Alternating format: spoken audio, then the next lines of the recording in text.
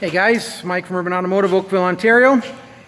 Here to let you know that not every day is just oil changes and tires here at Urban. Some days we get involved in some pretty big jobs, hence the sarcasm. And here's today with just another one, just another day in the life. The day in the life of Drew Douglas. Yeah, tilt it up. Better? Better. I can't see. I'm blind. So what are we doing today, Drew? What is all this stuff? What are these wires and what is this? What is going? You got a chain here? Like, Well, what the heck? we've got a whole part of the vehicle. This thing's a Chevy Impala with a 3.9. It's a different version of their 3.6 liter engines. And this is an aluminum pan. Over time, the gasket that fits in there, there is a gasket. You see there's a little bit of silicone coming out of there. I put a little bit of silicone in there. There's a little added feature.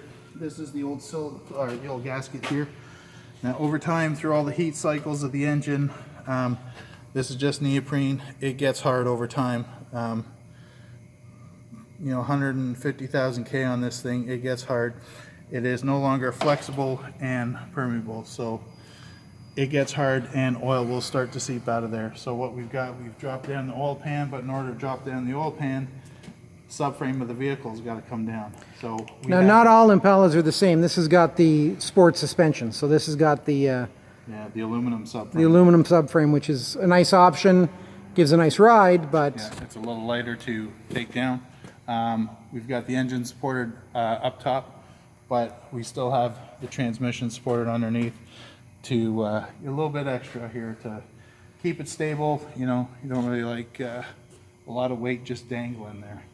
So yeah, it's on its way all back together now, and should be back together shortly. Once everything's all back up, we got to do wheel alignment, as the main support of the lower suspension has been moved, so it may offset the alignment slightly. And so there's just a couple hours in the driveway under a shade tree.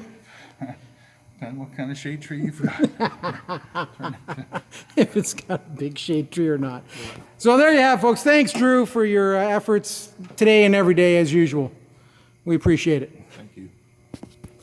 All right, guys, so there you have it. If your Impala's leaking oil and it's in the driveway and you notice that she's got a puddle underneath her, chances are you know what it is now, and now you know who to call. Urban Automotive, safety first.